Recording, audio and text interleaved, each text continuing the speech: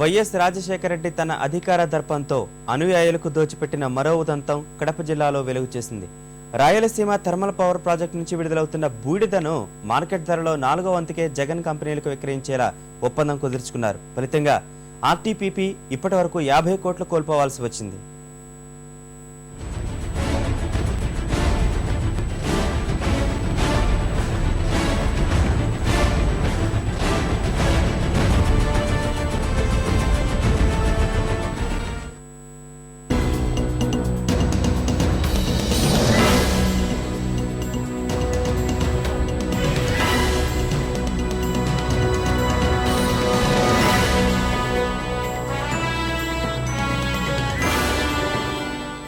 కడప జిల్లా ఎర్రగుంట్ల వద్దనున్న Rayalaseema thermal power project నుంచి రోజుకు 1050 మెగావాట్ల విద్యుత్తు ఉత్పత్తి అవుతోంది. బొగ్గును మండించడం ద్వారా విడుదలయ్యే ఫ్లైయాష్ ను ఆర్టీపీపీ సిమెంట్ కంపెనీలకు విక్రయిస్తోంది. సిమెంట్ తయారీలో ఫ్లైయాష్ కు విపరీతమైన డిమాండ్ ఉంది. ఆర్టీపీపీ నుంచి జగన్ కు చెందిన భారతీ సిమెంట్స్ కు తక్కువ ధరకే ఫ్లైయాష్ విక్రయించడానికి నాటి ముఖ్యమంత్రి వైఎస్ రాజశేఖర రెడ్డి ఎంఓయూ కుదిర్చిపెట్టారు.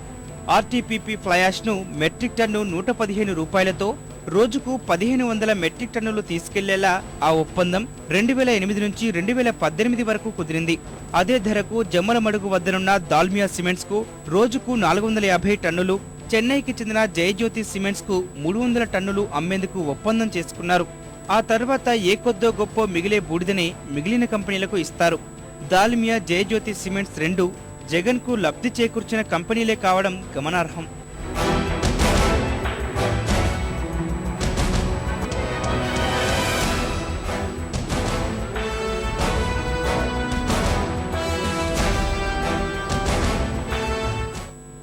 ఒప్పందం అంటే అప్పుడు రాజశేఖర రెడ్డి సీఎం ఉన్నాడు కాబట్టి ఆయనకు అవసరము, ఆయన ప్లాంట్కి అవసరము, ఆయన ఇట్లా తయారు చేసి గవర్నమెంట్ ఆర్డర్లన్నీ ఆయనే గుంజుకోవాలని చెప్పి ఇచ్చేసాను అనమాట. వాళ్ళ సిమెంట్ ఫ్యాక్టరీ, వాళ్ళ హౌసింగ్ బోర్డుకు వాళ్ళదే వర్క్లు కంటికిస్తారు. ఆ పద్ధతిలో ఆయన ముందుగానే ఐడియా చేసి ఇన్ని వేల టన్నులు అవసరం అని చెప్పి ఎంఓ చేసుకున్నాడు ఆయన. ఇదే ఫ్లైయాష్ కు మెట్రిక్ టన్నుకు 400 రూపాయలు చెల్లించడానికి జువారి సిమెంట్స్ ముందుకొచ్చినా వారికి ప్రాధాన్యత ఇవ్వలేదు. ఇండియా సిమెంట్స్ కు 250, అల్ట్రాటెక్ సిమెంట్ కు 390, పాణ్యం సిమెంట్ కు 400, పెన్నా సిమెంట్ కు 250 రూపాయల చొప్పున ఆర్టీపీపీ బూడిదను విక్రయిస్తోంది. తద్వారా ఏడాదికి 25 నుంచి 30 కోట్ల వరకు ఆదాయం వస్తోంది.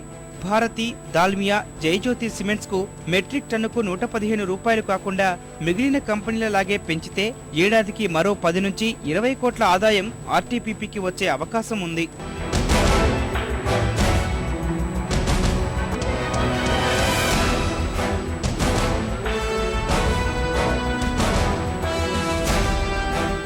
ఇదే వరుసలో కోల్కతాకు చెందిన తిరుపతి వ్యాంకమ్ ప్రైవేట్ లిమిటెడ్ కంపెనీకి కూడా అప్పనంగా దోచిపెడుతున్నారు. ఆ సంస్థ ఇక్కడి ఫ్లైయాష్ ను బయటకు తీసుకెళ్లి మిక్సింగ్ ప్లాంట్ ఏర్పాటు చేసుకుని కోల్కతాకు తీసుకెళ్లాలి. కానీ అధికార పార్టీ పెద్దల అండతో ఆర్టీపీపీలోనే ప్లాంట్ ఏర్పాటు చేసుకుని టన్ను 110 రూపాయలతో ఫ్లైయాష్ కొనుగోలు చేసి ఇతర సిమెంట్ కంపెనీలకు కూడా ఇక్కడి నుంచి 400 రూపాయల ధరకు రవాణా చేస్తుండడం గమనార్హం. ఏ రోజుకి ఆ రోజు పాస్ ఇచ్చాము అమ్మిస్తాం తిరుపతి వ్యాంకమ్ ప్రైవేట్ లిమిటెడ్ కంపెనీతో. వాడు వెస్ట్ బెంగాల్, ఇక్కడ స్థానికంగా ఫ్యాక్టరీలు లేవా, స్థానికంగా నిరుద్యోగులు లేరా, ఇండస్ట్రీస్ పెట్టేవాళ్ళు లేరా, ఎందుకు ఈ ఏపీజెన్కో యాజమాన్యము ఈ విధంగా ప్రవర్తిస్తుందని చెప్పి మేము. ఇంత భారీ పరిమాణంలో బూడిద అక్రమంగా తన్నుకుపోతున్నా ఆర్టీపీపీ అధికారులు పట్టించుకోవడం లేదు. సిమెంట్స్ కంపెనీలతో కుదుర్చుకున్న ఒప్పందంలో ధరలు ఎప్పుడైనా మార్చే నిబంధన ఉన్నా అలా చేయడం లేదు. ఫలితంగా 2008 నుంచి దాదాపు 50 కోట్ల ఆదాయానికి గండిపడింది. ఇప్పుడు మేము వచ్చినాక అయితే అన్ని ఒక యూనిఫామ్ రావాలని మేము మా హెడ్ క్వార్టర్స్ కూడా అడుగుతున్నాం. ఒకటే కామన్ పాలసీ ఉంటే కూడా బాగుంటుంది. ఒకరికి ఎక్కువ ఒకరికి తక్కువ ఉండే కూడా హెడ్ క్వార్టర్స్ వస్తే ఒక యూనిఫామ్ పెట్టాలని డిస్కషన్ జరుగుతుంది. ఏళ్ల తరబడి ఉన్న తమ కంపెనీలకు ఎక్కువ ధరకు ఇస్తున్న ఫ్లైయాష్ ను ఇప్పుడిప్పుడే పుట్టుకొచ్చిన కంపెనీలకు తక్కువ ధరకు విక్రయించడంపై ఆయా కంపెనీలు గుర్రుగా ఉన్నాయి. ఈ వ్యవహారాన్ని సవాల్ చేస్తూ జువారి, పాణ్యం సిమెంట్ ఇప్పటికే హైకోర్టును ఆశ్రయించాయి. ప్రస్తుతం ఈ కేసు విచారణలో ఉంది. తాజాగా ఈ వ్యవహారం ముఖ్యమంత్రి వద్దకు కూడా వెళ్లినట్లు తెలిసింది.